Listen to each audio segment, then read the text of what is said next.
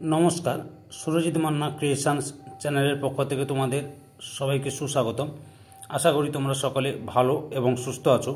আমি তোমাদের জন্য এই ভিডিওটিতে তুলে ধরছি 2025 সালের ক্লাস 7-এর রায় ও মার্টিন প্রশ্ন বিচিত্রা থেকে সেকেন্ড ইউনিট টেস্টের জন্য পরিবেশ ও বিজ্ঞান বিষয় থেকে এক্সের প্রশ্নপত্রের সম্পূর্ণ সমাধান করছি। তার আগে তোমাদের কাছে অনুরোধ, তোমরা ভিডিওটি না টেনে পুরোটা দেখো। ভিডিওটি কেমন লাগলো কমেন্ট করে জানিও, ভিডিওটিতে লাইক দাও এবং শেয়ার করো, এবং চ্যানেলে নতুন হলে চ্যানেলটিকে সাবস্ক্রাইব করে চ্যানেলের সঙ্গে যুক্ত হয়ে যাও। কারণ আমার এই চ্যানেলের মাধ্যমে তোমরা ক্লাস 7-এর রায় ও মার্টিন প্রশ্ন বিচিত্রা থেকে সেকেন্ড ইউনিট টেস্টের জন্য পরিবেশ ও বিজ্ঞান, ভূগোল, ইতিহাস, বাংলা এই 4টি বিষয়ের সমাধান পাবে।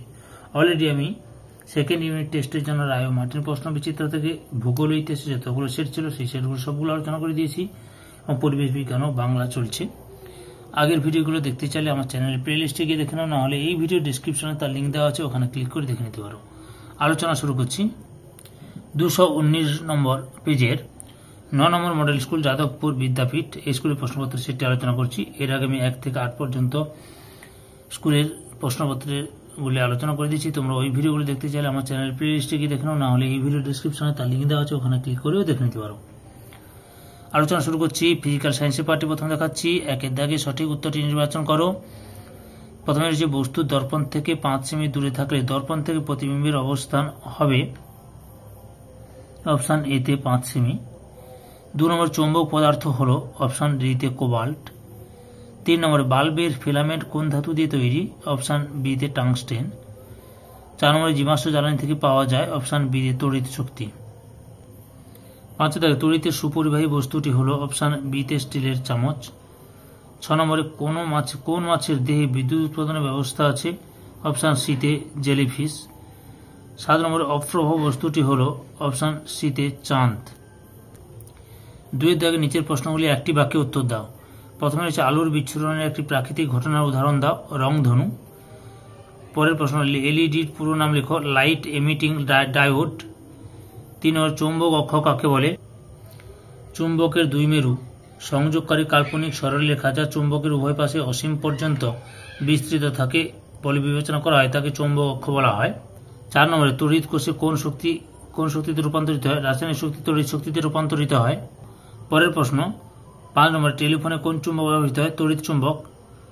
6 নম্বরে কোনো আলোক বিশিষ্ট প্রতিফলকের উপর লম্বভাবে আপতিত হলে প্রতিফলন কোণের মান কত হবে? 0 ডিগ্রি।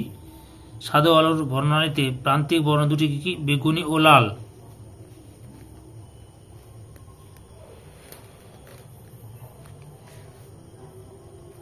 3-এর দাগে নিম্নলিখিত প্রশ্নগুলি উত্তর দাও। প্রথমে রয়েছে আলোর প্রতিফলনের সূত্র দুটি লেখো। লক্ষ্য করো, এখান থেকে শুরু করবে, এতটা পর্যন্ত লিখবে। দুটি সূত্র আছে, দুটি সূত্রই লিখে নেবে। 2 নম্বরে অ্যাম্বুলেন্স কথাটি গাড়িতে উল্টে লেখা থাকে কেন? এখান থেকে শুরু করবে, এতটা পর্যন্ত লিখবে।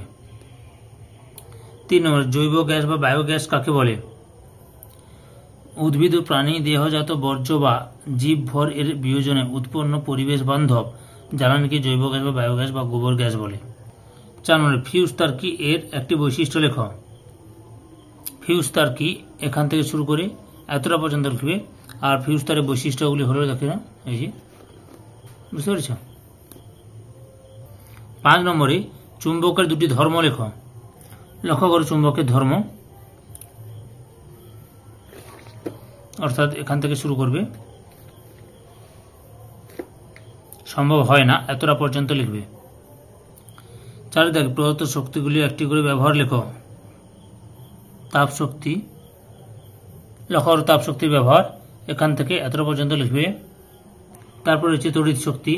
তড়িৎ শক্তির ব্যবহার লক্ষ্য করো, এখান থেকে এতটা পর্যন্ত লিখবে। এরপরে শীতে রয়েছে সৌরশক্তি। লক্ষ্য করো সৌরশক্তির ব্যবহার, দুটো ব্যবহার দেখালাম, যেমন একটি তো লিখতে বলেছি তোমাদের, না আরও দেখাবো?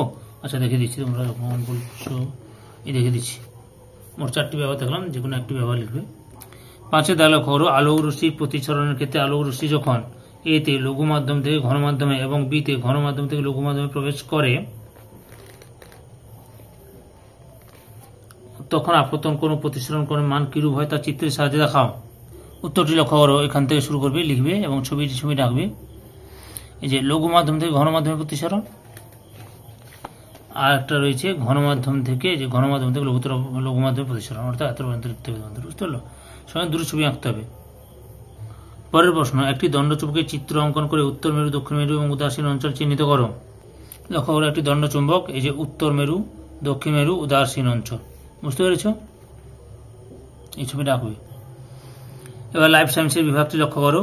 একের দাগে সঠিক উত্তরটি নির্বাচন করো। প্রথমে রয়েছে মটর বীজে কয়টি বীজপত্র থাকে? অপশান বিতে 2টি বীজপত্র থাকে। 2 নম্বরে ফুলের কোন অংশ ফলে পরিণত হয়? অপশান ডিতে গর্ভাশয়। 3 নম্বরে ভ্রূণমুকুল পরিবর্তিত হয়ে উদ্ভিদের কোন অংশের সৃষ্টি করে? অপশান এতে কাণ্ড। 2 দাগে শূন্যস্থান পূরণ করো। 1 নম্বরে আলু উদ্ভিদের ড্যাশ অঙ্গের রূপান্তর? কাণ্ড অঙ্গের রূপান্তর। 2 নম্বরে লাইকেন বায়ুতে দূষিত হলে ড্যাশ বর্ণ ধারণ করে? খয়েরি। 3 নম্বরে ড্যাশ উদ্ভিদের পত্রাকর্ষে দেখা যায়? লতানো বা বিরুৎ জাতীয় গাছের। এরপরে এক কথায় উত্তর দাও। প্রথমে হচ্ছে বট গাছে কোন মূল দেখা যায়? স্তম্ভমূল। 2 নম্বরে অভিশ্রবণ প্রক্রিয়ায় কোন পর্দার প্রয়োজন হয়? অর্ধভেদ্য পর্দার প্রয়োজন হয়। 3 নম্বরে কোন গাছের পাতা শিরা বাড়ির ময়লা পরিষ্কার করতে কাজে লাগে? নারকেল গাছের।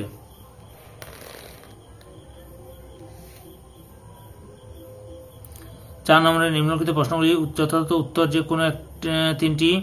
প্রথমে হচ্ছে বীজের অঙ্কুরোদ্গমের জন্য অনুকূল শর্তগুলি কি কি? অঙ্কুরোদ্গমের জন্য প্রয়োজনীয় উপাদানগুলো জল, বাতাস এবং তাপমাত্রা। জল, বাতাস, তাপমাত্রা। 2 নম্বরে ব্যাপন ও অভিশ্রবণের দুটি পার্থক্য লেখো। উত্তরটি লক্ষ্য করো। মোট 4টি পার্থক্য তোমাদের সামনে তুলে ধরলাম। 3 নম্বরে ভ্রূণাক্ষ কয়টি অংশ নিয়ে গঠিত ও কি কি? ভ্রূণাক্ষ 5টি অংশ দ্বারা গঠিত, যেমন পর্বসন্ধি, ভ্রূণমূল, ভ্রূণমুকুল, বীজপত্রাধিকাণ্ড, বীজপত্রাবকাণ্ড। 4 নম্বরে গাছের পাতা কোন গ্যাস ছাড়ে? অক্সিজেন। এবং কোন গ্যাস শোষণ করে? Carbon die oxide. 5 নম্বরে গুঁড়ি কাকে বলে? উত্তরটি লক্ষ্য করো। গাছের গুঁড়ি বলতে বোঝায় গাছের মূল কাণ্ড, যা মাটি থেকে উপরের দিকে উঠে গাছের অন্যান্য অংশকে ধারণ করে। এটি গাছের সবচেয়ে প্রধান অংশ, যা গাছকে সমর্থন এবং খাদ্য পরিবহন করতে সাহায্য করে। এই ভিডিওর লাস্ট প্রশ্ন 5 দাগে একটি আদর্শ ফুলের চিহ্নিত চিত্র অঙ্কন করো। লক্ষ্য করো উত্তরটি। সম্পূর্ণ ভিডিওটি দেখে আমার চ্যানেলের পাশে থাকার জন্য তোমাদের সবাইকে অসংখ্য ধন্যবাদ।